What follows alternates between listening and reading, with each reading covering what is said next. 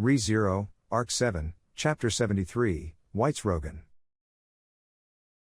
Weitz Rogen had never believed he could live or die honestly. The thing called society tends to undervalue the word normal. Normal was employed to convey the meaning of average or ordinary, things that did not stand out, but if that was especially from the viewpoint of subhuman, it was an unreachable standard. The city of iron and blood, Glaurasia, was the name of Weitz's hometown, where he was born and raised. It was an unhinged city where the weapons and armor used throughout the whole empire, as well as the numerous tools necessary for battle, were manufactured, and where the craftsmen who worked diligently to make arms for the sake of wounding others day and night, forged their steel. About half of the residents were involved in some form of arms making, and Weitz was no exception.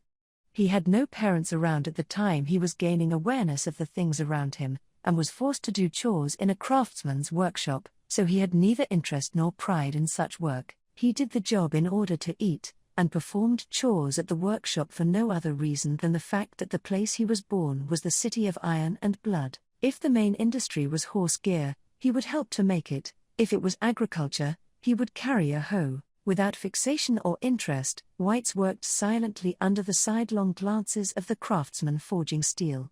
Unable to know what he was thinking, there were those who called Weitz, who was bad at socializing, a hard worker, but most probably thought of him as a mysterious and creepy guy. Weitz, too, was not concerned about that.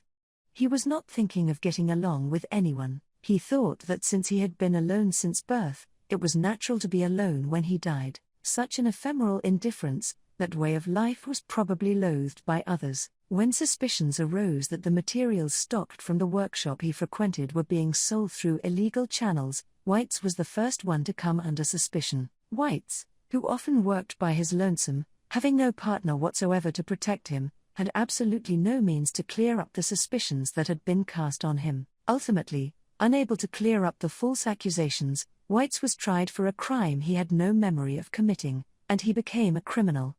The first tattoo inked onto him was evidence of his punishment, in order for him to be recognizable as a criminal at a glance. On both of his forearms, in the city constantly enveloped in a hot air from the forging of steel, since there were no people who wore clothes with long sleeves, his tattoos were constantly laid bare. Even if he were to wear long-sleeved clothes, it was immediately blatant that it was because he had something to be guilty of. Once the evidence of his crime was inked onto him, he could no longer live the same life as before. It may not have been an excellent life until then, but that was when he gave up the idea of being normal. No longer able to work in a legitimately run workshop, Weitz turned to thievery to earn his daily income, starting to steal materials and sell through illegal channels. In the end, he became a real criminal. To put it simply, his crimes from later caught up to him early, when he was suspected of selling through illegal channels, and no one was willing to listen to Weitz's side of the story. Weitz had not been a criminal. But afterwards, Weitz ultimately became a criminal. That it was inevitable, perhaps it was that kind of story. Weitz, if I'm a repulsive fuck, then I'm fine with that. Inked with tattoos and becoming a criminal, in anyone's eyes, he would look to be detached from the concept of normal. Even while he was committing crimes in order to earn money, the same as before, he was not able to get along with others. If that was the case, from the beginning, he should have severed all the troublesome relationships and the like. The tattoos, which had only been on his forearms, now inking shoulders and chest, had been enlarged by his own hands. Before long, they covered his upper body, his legs, and had even reached his face and head. Tattoos on the arms was evidence of a criminal, but a full-body tattoo was evidence of someone dangerous, who should not be approached. Make way, everyone, in fear and trepidation. The once pitiful man, forsaken by all and fallen to crime, was no more. What remained was merely a troublesome subhuman with nothing left to lose. That was why? ? Halt, criminal scum. Don't think you can get off unpunished. Encircled by the city guards with their weapons pointed at him, Weitz quickly surrendered. By his feet, blood-stained and collapsed, was his former workshops at the place where Weitz first became a criminal, the man who worked as an apprentice craftsman. The man, his ear bitten off, crying and shouting as the tears and blood flowed, on that day, falsely accused Weitz of being a criminal. Hearing that rumor leak out over a drink, he retaliated. Spitting out the ear he had been holding in his mouth, Weitz was seized by the guards and thrown in jail. Weitz was notoriously known within the city of iron and blood. Without anything like a path of salvation granted to him, soon after, it was decided that as a criminal slave, he would be sent to the infamous Gladiator Island. Without the will to oppose, he accepted it. Without the intent to resist, he crossed the lake. At the place where he was sent, put together with a group of poor-looking people in similar circumstances, he was forced to participate in a ceremony to fight an extremely dreadful witch beast. I don't care what happens. I ain't got any intention of dying, no matter who I must sacrifice, no matter who I must outsmart, I will survive, and then, one day, I would be treated, Subaru, Weitz. Grab the sword. I'm counting on you, I would be treated as a normal human being, that was my wish. Take cover. The moment he saw the head belonging to the guard flying through the air, having been kicked, whirling around as it sprayed blood, Weitz immediately thrust Schwartz, standing next to him, towards Tanza, dressed in a kimono. This girl, contrary to that youthful appearance, possessed great strength. However, she had not mastered that power. The strength of her body and her mind were inconsistent, and it was far too risky to rely on her. She was a good match for Schwartz. Weak in body, but strong in mind, was Schwartz. If it was him, Tanza would probably be put to good use. Therefore, at this moment, pushing him towards Tanza, strong in body but weak in mind, should have been the right choice. And then, Weitz, who himself had done that. Weitz, A.R.H.K., running forward, he swung his arms up and slammed the guard's head flying towards him into the floor of the passage, beheading his ally in an instant, then kicking that head away flying. Such a shocking deed was a scheme that put the thoughts of Weitz and the others to a standstill, but it did not seem to be just that. In reality, the judgment of the four other than Weitz were one beat too slow, but Weitz had made a move. Schwartz had been so vigilant of that man, so it did not seem like that was all he was aiming for. It had been the moment after Weitz had thought that. Weitz, HK, right beside Weitz, who had been glaring in front of him towards the man who had taken an axe into his hand. As it destroyed the wall of the passage, the monstrous black bird, the gladiator beast, had charged in. Smashing the wall half a step behind Weitz, it laid waste to the passage of the island's upper stratum right beside him. Aiming for Weitz and the others, the flying gladiator beast approached with an onslaught. No, that was wrong. It was not wrong that it was a gladiator beast, but that bird had not been aiming for Weitz and the others. Gladiator beast, Yao, having smashed the wall and appeared, what had been pierced by the monstrous bird's beak was the head of the guard that had tumbled to the floor, the head of the decapitated guard. Aiming for that, the monstrous bird crashed into the passage. Neither did he understand what that meant, nor did he have the time to think about it. Weitz, I'll. HK, the tremendous impact that had occurred half a step behind him, while his back was showered with wounds from fragments of the wall bursting open and the sharp wings of the gladiator beast. Clenching his teeth, Weitz did not take his eyes off the man. Even when he asked about Schwartz's lineage, he had not bowed down, but rather enhanced his intent to kill. He was dangerous. Different from Weitz's tattoos, which created a sense of danger, this was a real threat. No matter what it took, he would stop it. Seeing Weitz moving forward, the man ruthlessly narrowed his eyes. Without saying anything, just from the look in those eyes, Weitz could tell his opponent intended on killing him. Without a pause, seeing the man raise the axe overhead with his left arm, Weitz raised his own left arm. That was the arm first to become inked with a tattoo, becoming evidence of a criminal. It was the impetus of him drifting to this land. Resolutely channeling all of his strength, he would try to receive the blow unleashed by that man. Weitz, Gay. HK, without mercy, the swinging axe took aim at Weitz's head from the left. Forcing his raised arm into its trajectory, Weitz's arm did not meet the blade of the axe from up high, but rather from the side. At the moment of impact, the bone of his elbow was shattered, and the bones of his upper arm and shoulder were pulverized into his flesh. Through the impact and pain, his vision turned a deep red, and his left arm was dyed with darkness completely different from the color of the tattoo. But, Weitz, I endured it, HK. He had not been waiting for it. Rather, by stepping forth, he was able to slightly weaken the power of the axe. That was the main reason it had not smashed Weitz's head in, and it had not ended his life. From the start, he'd had the grit from being called abnormal, but he did not have the judgment to match that. The unification of that grit and judgment had been the result of encountering a child far more reckless than himself. Hence, that encounter allowed Weitz's arm to reach the man. You haven't. With his left arm destroyed, he tried to seize the man with his remaining right arm. At that moment, the form of the man had vanished. No, the form of the man had not vanished. Weitz had just become unable to see it. Exiting his field of vision, he became unable to see the form of his opponent in the dark, blurred space. Something similar to that had happened. However, it was strange. It had been strange. Suddenly, within the right side of Weitz's vision, the part he could not see expanded in the span of a breath, just as if something had suddenly crushed the right side of Weitz's vision. Weitz, unable to find the vanished form of the man, Weitz harbored physical unease as someone called out to him. Slowly turning to look behind him, there was the destroyed passage and plumes of smoke.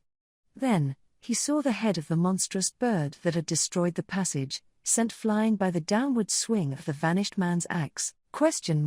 Beyond the man beheading the bird monster, he could see 4 people standing above the crumbling passage. Retreating, there were also some who had fallen on their butts, but it seemed that all of them had avoided the monstrous bird's interruption. That he himself was relieved about that, Weitz was a little surprised. While surprised, there was one thing he wanted to tell them, who were watching him in amazement. His broken left arm was painful. For some reason, the right side of his face had also become painful, while he was using that pain to pull back his consciousness, which had somehow been getting distant. Weitz, it was the first time. Weitz, anyone has said that they believed me. Muttering, Weitz understood that had been the thing jammed within his heart. Understanding, losing the strength in his legs, collapsing right then and there. Weitz, once again, while hearing his name cried out with such emotion, he closed his eyes. For some reason, it had been an awfully pleasant feeling. As he tried to rush to the collapsed Weitz, he was stopped by the slender fingers reaching out to him. Tears in her eyes, shaking her head when Subaru turned to look back at her, the kimono-clad girl did not allow Subaru's impulsive behavior. And then, before he could shake of those fingers, frog gladiator beast, Gorgobo, there was a hideous, ear-splitting screech, and the ceiling of the passageway was crushed from above. Above the collapsed Weitz's head, the passage succumbed to the weight and collapsed with a violent screech. Directly under the falling ceiling, Weitz was engulfed, and the floor was giving way. The destroyed passage fell through to the lower floors, and Subaru witnessed Weitz falling headfirst together with a gigantic grey frog which had crushed the ceiling. To Weitz, who had taken an axe to his left arm, and suffered a blow from a knife to his right eye, he must. Subaru, Weitz HK. Subaru screamed as he reached his hand out towards the falling passage, towards the crumbling floor and ceiling. Weitz had fallen. Weitz, who had jumped forward to protect Subaru and the others. Quickly, they had to jump down there and save Weitz. It sure is lucky that the second one fell.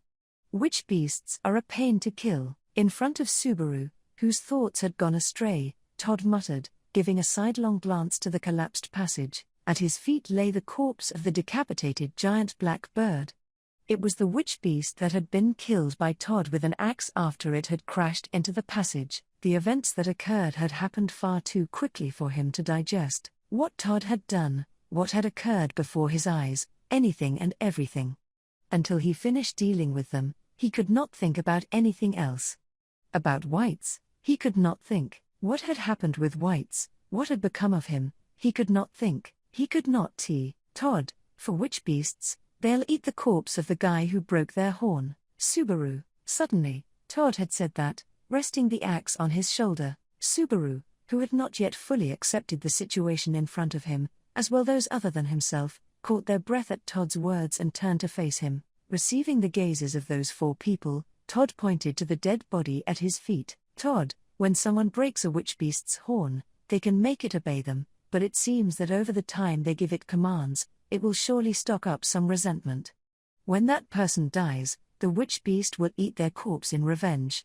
Disgusting, isn't it? Shrugging his shoulders, Todd spoke about this little-known ecology of witch beasts. Neither had Subaru wanted to know how Todd had known that, nor had the information itself been the type he would benefit from knowing in the first place. However, it did provide an adequate explanation of what had happened there. The reason the giant bird had crashed into the passage was because the beheaded guard was the one who had broken off its horn, and Todd had known in advance that it was going to go after the corpse, kicking that head into flight. While the giant bird was aiming for that, he had tried to get Subaru and the others engulfed in it. But that did not happen. Because, Subaru, Weitz, Todd, he sure looked like a guy who cared for his companions. That's why he died. Subaru, unbefitting of Todd, it was a careful explanation of the events that had taken place, without listening to anything, notifying anything, explaining anything, to kill without giving any information whatsoever. That was Todd's way of doing things.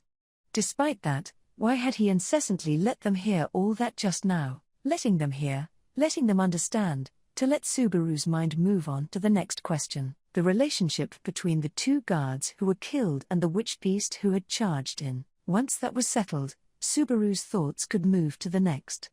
Next was about Weitz, about how Weitz, to an already hopeless extent, had died. Subaru, RHK, he should not have died.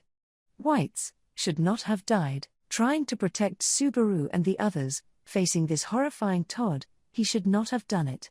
This monster who would kill someone for opposing, he should not have opposed. After all, if he died here, Todd, your expression has finally started to look like a brat's. The moment he comprehended Weitz's death, Subaru's head was filled with regret and impatience. Seeing that reaction, Todd smiled as things went according to plan, and raised his axe overhead. The object of Todd's careful explanation was to let Subaru put his thoughts in order. The death of Weitz, which Subaru had unconsciously tried not to think about, forcing him to confront that, in order to crush his heart, in order to turn an unfamiliar enemy into a mere human being of flesh and blood.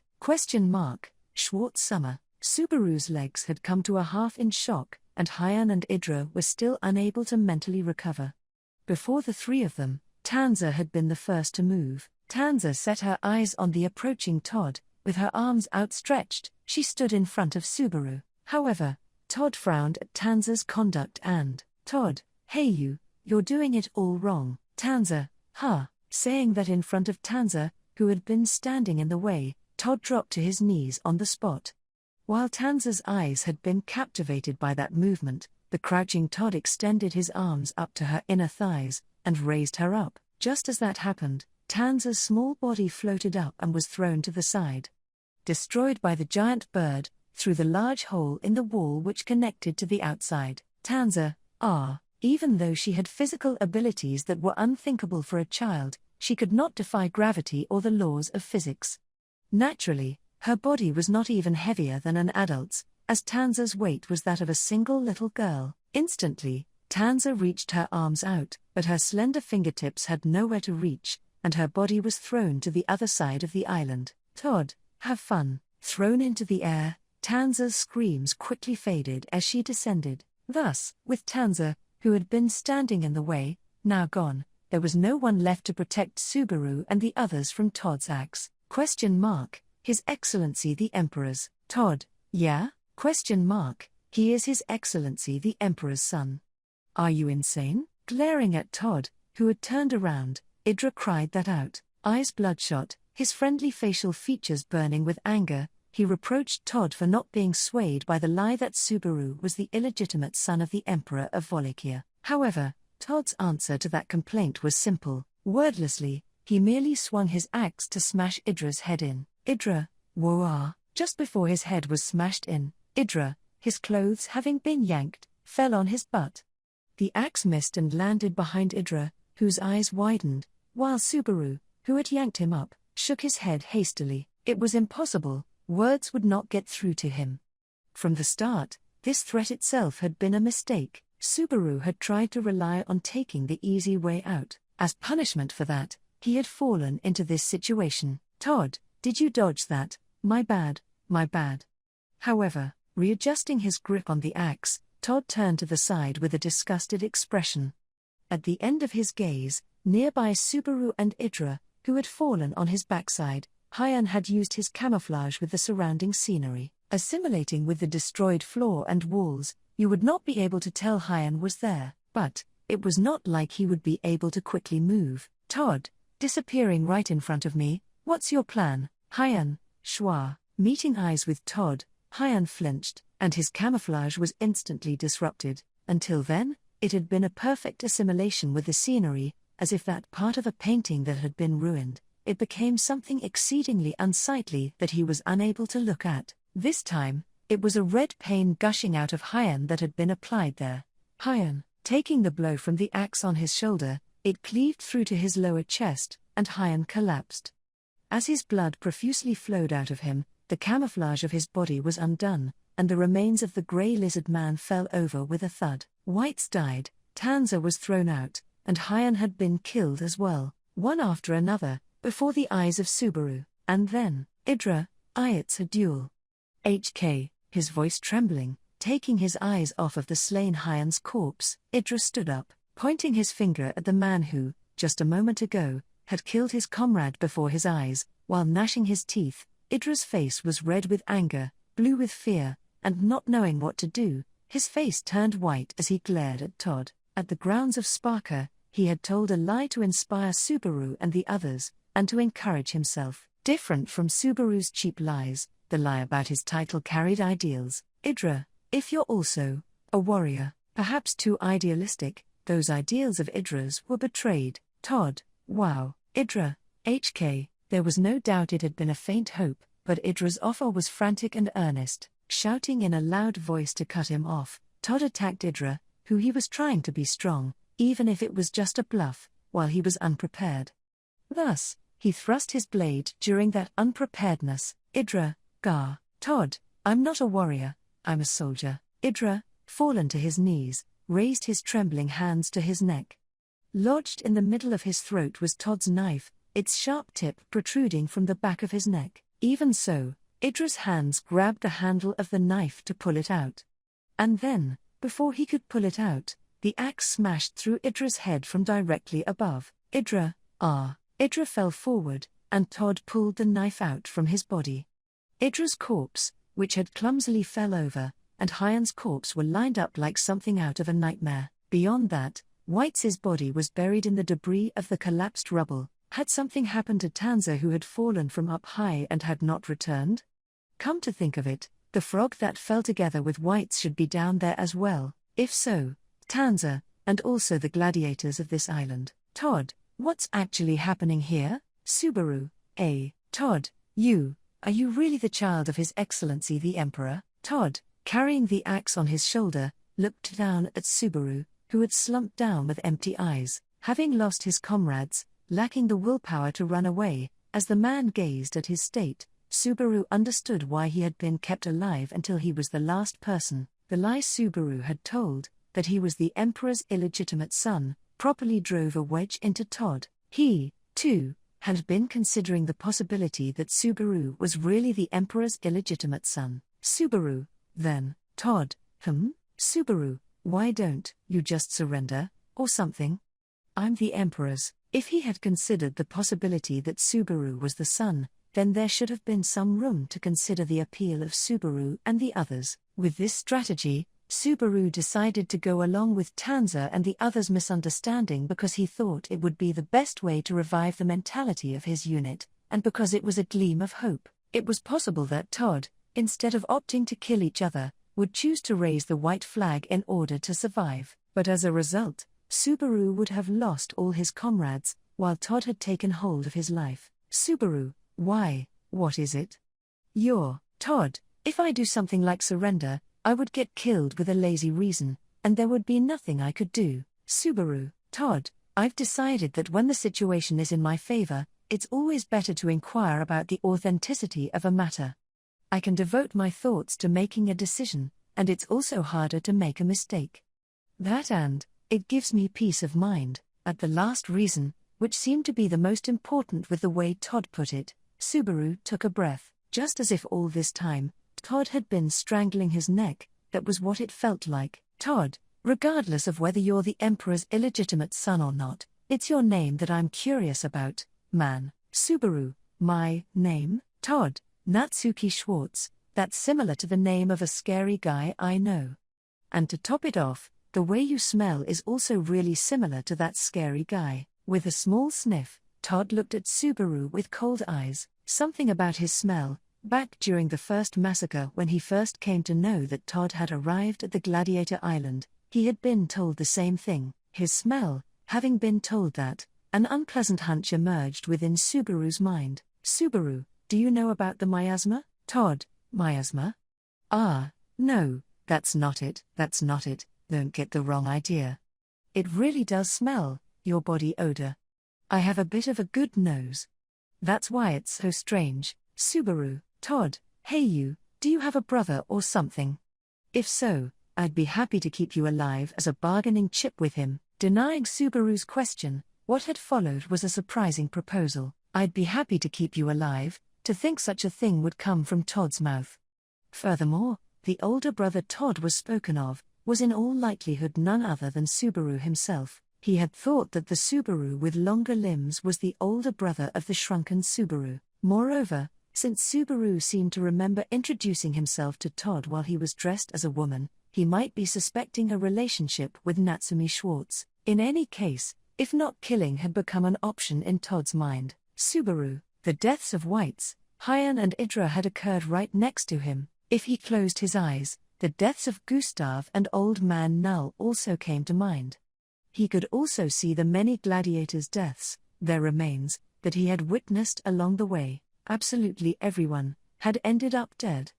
They had ended up dead, thus, since Subaru absolutely must not die. Subaru, my brother, do you know him? Taking advantage of Todd's misunderstanding, he switched gears to advancing the conversation. If Todd was somehow cautious of the big Subaru, then by using that caution, the small Subaru could live. If he could survive this place in that way. Todd, wait, Subaru, huh? Subaru opened his mouth and tried to string together some words that would get him through this. At that face of Subaru's, Todd outstretched his palm and grabbed it. Subaru could see his eyes through the gaps between his fingers. Crouching down while grabbing Subaru's face, Todd gave him a terribly cold look. And then, Todd, hey you tried to manipulate me, didn't you? With a dull thud, a sharp sensation slid into his chest. Feeling the chill of the blade's tip inside his body, Subaru widened his eyes. Then, one beat later, a pain so great that his limbs went numb screamed forcefully in the back of his head. At the forceful scream, Subaru's own mouth also screamed. Subaru, gee, Todd, my bad, there's no room for carelessness or weakness. An oversized knife was deeply lodged within Subaru's chest. It was not a matter of pulling it out or not pulling it out, it was simply too big. It had pierced him. Having stabbed him, it was probably destroying the important things within his chest. Blood frothed at the edges of his mouth, and while spilling red saliva, Subaru's body trembled. Coughing violently, a red-stained package fell out of his mouth. It did not matter. It no longer mattered. He could not use it. It was not like he could use it. Die, he must not die. If he died, it would be terrible.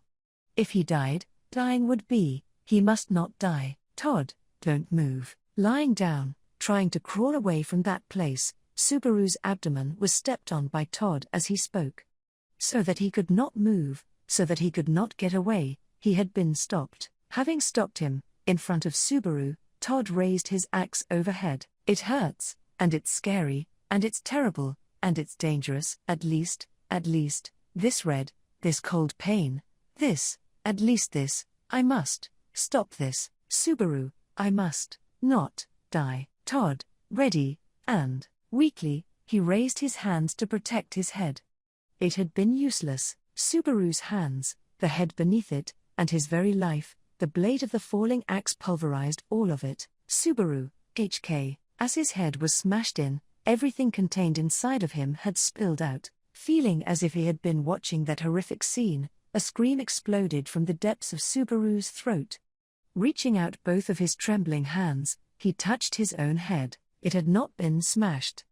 A head that had not been smashed, a chest that did not ache, a life that had not died. It was all there. When Subaru ascertained this, as he breathed a sigh of relief, he raised his head to the sky and, Subaru, there was a man covered in tattoos. Slowly, he turned to look back at Subaru, his left arm mangled by the axe, his right eye stabbed out by the knife. He was shedding a tremendous amount of blood. Weitz. It was the first time, his lips quivering, the bloodied Weitz spilled those words. Seeing that, Subaru let out an along with a truly pathetic breath of air. Weitz, anyone, has said, that they believed me. Subaru, RHK, spilling those feeble words, the body of Weitz collapsed to its side. Even if he extended his hand, no matter what he did, Weitz's body could definitely no longer be saved. He should not have died.